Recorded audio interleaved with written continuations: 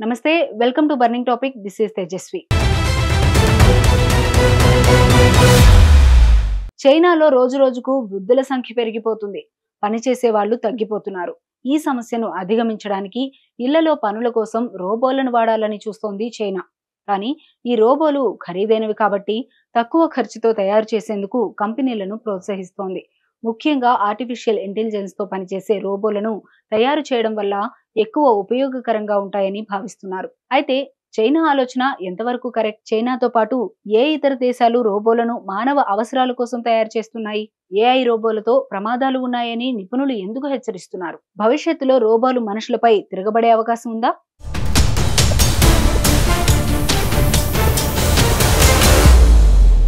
రాబోయేది రోబోల యుగమే. మానవుడికి ప్రతి విషయంలో సహాయం చేయడానికి రోబోలు వినియోగించుకోవాలని భావిస్తున్నారు. దీనికోసం అనేక ప్రయోగాలు చేస్తున్నారు. అయితే వీటి వల్ల రాబోయే రోజుల్లో మంచితో పాటు చెడు కూడా ఉంటుందని నిపుణులు హెచ్చరిస్తున్నారు. ఇప్పుడు ఇంటర్నెట్, మొబైల్ ను మంచి చెడు కోసం ఎలాగైతే వినియోగిస్తున్నారో అలాగే రోబోలను కూడా మంచి చెడు కోసం వినియోగించే అవకాశం ఉందంటున్నారు. ముఖ్యంగా అవి మానవులపై తిరగబడే అవకాశాలు చాలా ఉన్నాయని చెప్తున్నారు. ముఖ్యంగా ఆర్టిఫిషియల్ ఇంటెలిజెన్స్ రోబోల్లో పూర్తి స్థాయిలో పనిచేస్తే అవి సొంతంగా ఆలోచించి మానవులపై ఆధిపత్యం చెలాయిస్తాయని హెచ్చరిస్తున్నాయి. అయితే చైనా వంటి దేశాలు ఇవి కేవలం భయాలు మాత్రమేనని, తమ పని తాము చేసుకుపోతున్నాయని, ప్రస్తుతం రోబోల అవసరం ఎంతో ఉందని చెప్తున్నాయి. చైనాలో వృద్ధ జనాభా సమస్య రోజు రోజుకు తీవ్రంగా మారుతోంది. 2024 చివరి నాటికి 60 ఏళ్లు పైబడిన వృద్ధుల సంఖ్య 31 కోట్లకు చేరింది. ఇది మొత్తం జనాభాలో దాదాపు 22%. 2035 నాటికి ఈ సంఖ్య 40 కోట్లకు చేరే అవకాశం ఉందని అంచనా.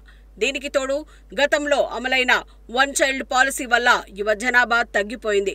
పనిచేసే వయసు వాళ్ల సంఖ్య కూడా బాగా తగ్గింది. 2024లో చైనా పనివారి సంఖ్య 86 కోట్ల నుంచి 80 కోట్లకు పడిపోయింది. దీంతో వృద్ధుల సంరక్షణ, ఇళ్లల్లో రోజువారీ పనులు చేసే వాళ్ల కొరత ఏర్పడింది. ఈ సమస్యను అధిగమించడానికి చైనా ప్రభుత్వం ఇళ్లల్లో పనుల కోసం రోబోలను వాడాలని ప్లాన్ చేస్తోంది. ఈ రోబోలు వంట చేయటం, ఇల్లు శుభ్రం చేయటం, వృద్ధులను సంరక్షించడం వంటి పనులు చేయగలవు.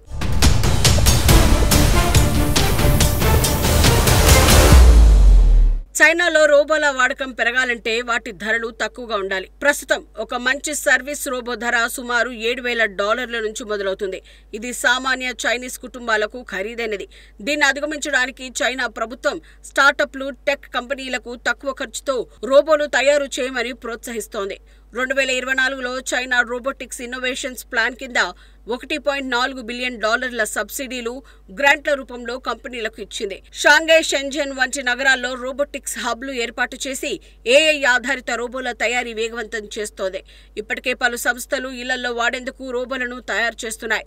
2025 చివరి నాటికి చైనా 1 కోటి డొమెస్టిక్ రోబోలను మార్కెట్లోకి తీసుకువచ్చే లక్ష్యంతో ఉంది. చైనా తయారు చేస్తున్న రోబోల్లో ఆర్టిఫిషియల్ ఇంటెలిజెన్స్ చేర్చడం వల్ల మరింత సమర్థవంతంగా పనిచేస్తాయని అంటున్నారు. ఏఐ రోబోలు మనుషులతో మాట్లాడగలవు, ఆదేశాలను అర్థం చేసుకోగలవు, వాటి పనిని పరిస్థితులకు అనుగుణంగా మార్చుకోగలవు. వృద్ధులకు మందులు గుర్తు చేయటం, ఇంట్లో పడిపోతే సాయం చేయటం లేదా రోజువారీ పనులను వాటికవే చేయటం వంటివి ఏఐ రోబోలు సులభంగా చేస్తాయి. చైనాలో కొన్ని రోబోలు మనుషుల మూడ్ను కూడా అర్థం చేసుకుని సంభాషణలు జరపగలవు, ఒంటరితనాన్ని తగ్గించగలవు. ఏఐ వల్ల రోబోలు నేర్చుకునే సామర్థ్యం పెరుగుతుంది. అంటే వాటిని వాడే కొద్దీ అవి మరింత పర్ఫెక్ట్ గా పనిచేస్తాయి. అయితే ఇదే పెద్ద సమస్య కావచ్చని నిపుణులు హెచ్చరిస్తున్నారు. మానవుల గురించి అన్ని విషయాలు తెలుసుకుని తర్వాత అవి దాడులు చేసే అవకాశం ఉందని నిపుణులు హెచ్చరిస్తున్నారు.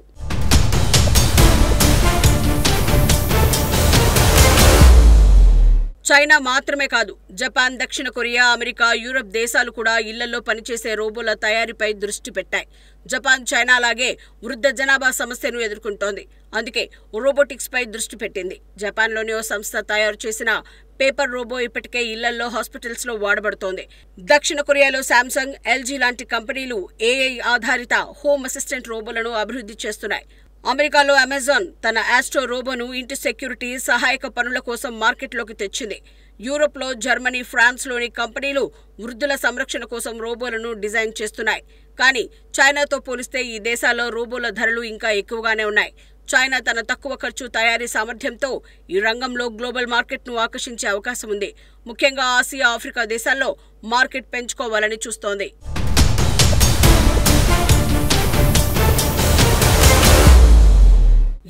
రోబోలతో ఎన్ని ఉపయోగాలు ఉన్నా వాటితో ప్రమాదాలు కూడా ఉన్నాయని నిపుణులు హెచ్చరిస్తున్నారు. మొదట ఈ రోబోలు హ్యాక్ అయితే వాటిని దుర్వినియోగం చేసే అవకాశం ఉంది. ఇంట్లో ఉన్న రోబో హ్యాక్ అయితే అది వ్యక్తిగత సమాచారాన్ని లీక్ చేయవచ్చు లేదా హాని చేయవచ్చు. రెండోది, ఏఐ రోబోలు చాలా తెలివిగా మారితే అవి మనుషుల నియంత్రణ నుంచి తప్పుకునే ప్రమాదం ఉందని కొందరు భయపడుతున్నారు. మూడోది, ఈ రోబోల వల్ల ఉద్యోగాలు తగ్గిపోతాయి.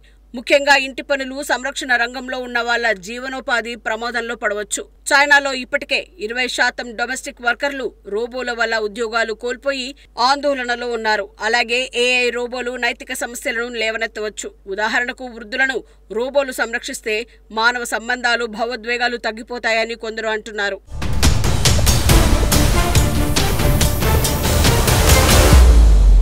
భవిష్యత్తులో రోబోలు మనుషులపై తిరగబడే ప్రమాదం గురించి నిపుణులు హెచ్చరిస్తున్నారు. కానీ ఇది ఇంకా సైన్స్ ఫిక్షన్ సినిమాల రేంజ్లోనే ఉంది. ఏఐ రోబోలు స్వతంత్రంగా ఆలోచించే స్థాయికి చేరుకోవడానికి ఇంకా దశాబ్దాలు పట్టొచ్చు. కానీ ఈ భయం పూర్తిగా తోసిపుచ్చలేం. ఎలాన్ మస్క్ లాంటి టెక్ నిపుణుడు ఏఐని మానవాళి ఉనికిని ప్రమాదం అని పిలిచారు. దీన్ని కట్టడి చేయడానికి కఠిన నిబంధనలు కావాలని సూచిస్తున్నారు. అయితే చైనా రోబోల వాడకం గ్లోబల్గా విస్తరించే అవకాశం ఎక్కువ.